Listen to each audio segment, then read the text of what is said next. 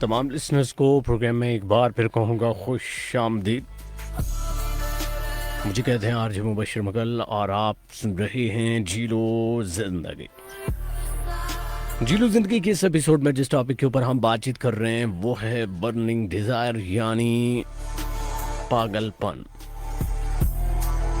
किस तरह पागलपन इंसान की ज़िंदगी को अहम बनाता है, कीमती बनाता है, इंसान वैल्यूएबल बनता है और ज़िंदगी में वो तमाम अचीवमेंट्स जो कभी उसका ख्वाब होती थी उनको वो ताबीर देता है। ये किस तरह मुमकिन है, आज के प्रोग्राम में हमारी गुफ्तगू जारी।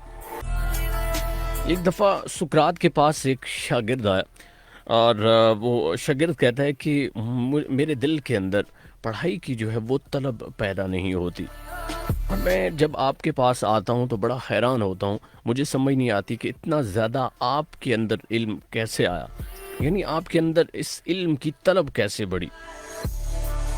सुकरात ने उसकी सारी बातें सुनी। अब सुकरात उसको जवाब दे सकता था लेकिन उसने कहा कि नहीं, कल सुबह सवेरे 6 बजे आपने मेरे पास आ जाना है, मैं इस सवाल का जवाब दूंगा।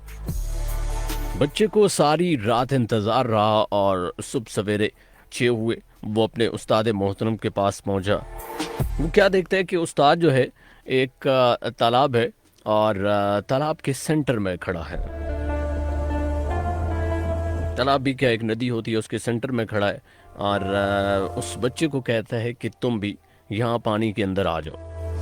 बच्चा बड़ा हैरान होता है, कहता है कि मैं तो सवाल का जवाब देने आया हूँ और ये उस्ताद पता नहीं मुझे क्यों जो है वो वहाँ आने का कह रहे हैं। खैर, वो भी बड़े पाए के उस्ताद थे। उसने जब बच्चे को वहाँ बुलाया तो बच्चा उसके पास पहुँचा। जो ही बच्चा उसके पास पहुँचा तो उसने फौरी तौर पर उसको सर से पकड़ा और पानी के अंदर डुबो दिया। जिस तरह हम जब कहीं जाते हैं तो दोस्तों के साथ चुगल करते हैं, मजाक करते हैं, गोता जिसको हम कहते हैं, कभी तो हम खुद लगाते हैं, कभी दूसरे को गोते देते हैं, जो ये पंजाबी का एक वर्ड जो हम यूज़ करते हैं। शुरू में तो उस बच्चे को ये लगा कि शायद उस्ताद जी जो है वो मजाक कर रहे हैं, क्योंकि उसके दिमाग में एक ही जा रहा था कि उस्ताद जो है वो शायद मजाक कर रहे हैं। लेकिन उस्ताद है कि उसको बाहर निकाल ही नहीं रहे थे, उसको परमानेंटली दबाया हुआ था।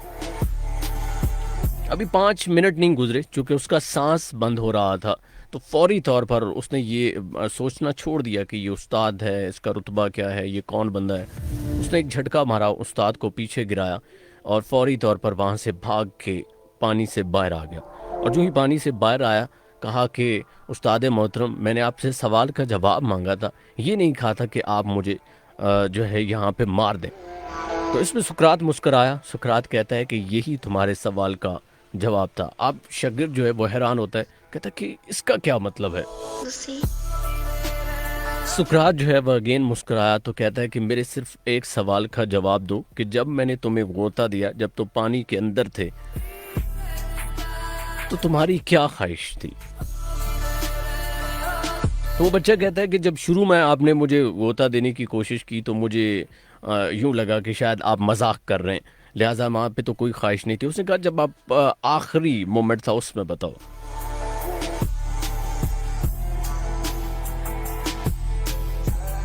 शागिर्द कहता है कि हुजूर, उस वक्त तो मुझे ये भी याद नहीं था कि आप उस्ताद हैं।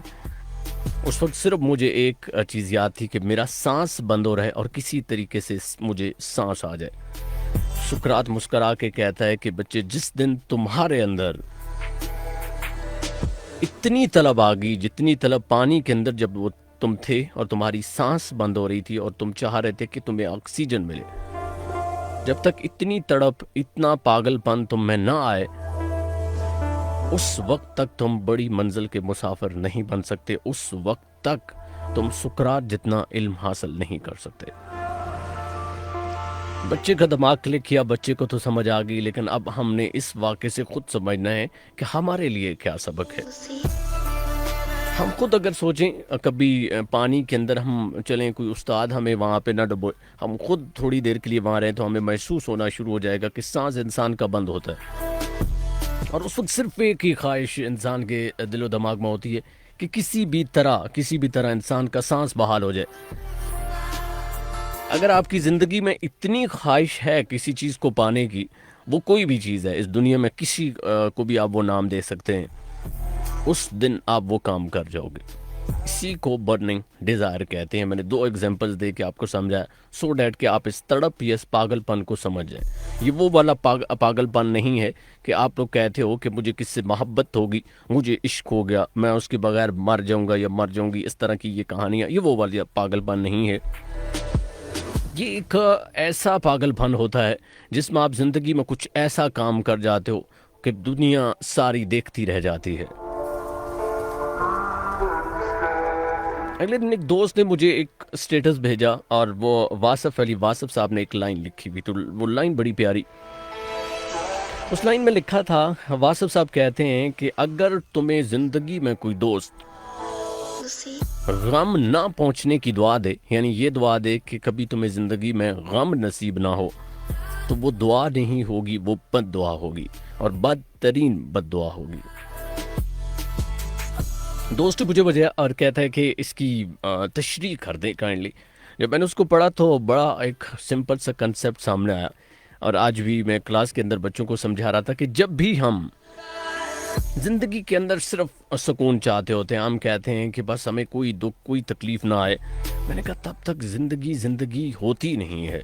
चूँकि मैं कहता हूँ कि मैं ज़िंदगी पढ़ाता हूँ, ज़िंदगी जीने के गुर सिखाता हूँ, तो इसके लिए एक बड़ी स्ट्रेट फॉरवर्ड चीज़ है। कभी आप CRO देख लें, यानी वो अगर हॉस्पिटल में आप जाते हैं हार्ट बीट चेक करने के लिए एक मशीन पड़ी होती है, उस मशीन में देखें तो कुछ इस तरह अप्स एंड डाउन्स आपकी वो जो वेव बन रही होती है हार्ट बीट की, वो स्ट्रेट नहीं होती। जिस दिन स्ट्रेट हो जाए डॉक्टर आपको सॉरी कह देता है, यानी आप मर जाते हो। तो ज़िंदगी भी बिल्कुल स्ट्रेट नहीं चल सकती। इसमें कभी तो खुशी आएगी, फिर गम आएगा, फिर खुशी आएगी, फिर गम आएगा। अब गम का ना होना वासफ साहब ने बद्दुआ क्यों कहा है, ये सवाल है। इसकी सबसे बड़ी वजह यह है कि जब आप तकलीफ़ में होते हैं, जब आपके ऊपर मुसीबत आती है या जब आपको दर्द होता है, गम में आप होते हैं, सबसे ज़्यादा उस वक्त आपका वो पागलपन जागता है। सबसे ज़्यादा उस वक्त इंसान के अंदर एक डिज़ायर जन्म लेती है, जिसको हम पंजाबी में कहते हैं कि इस मेरे दिल विच अग ला सटी। वो आग जब आपके दिल के अंदर जलती है, उसी आग को आज मैंने नाम दिया आपका पागलपन।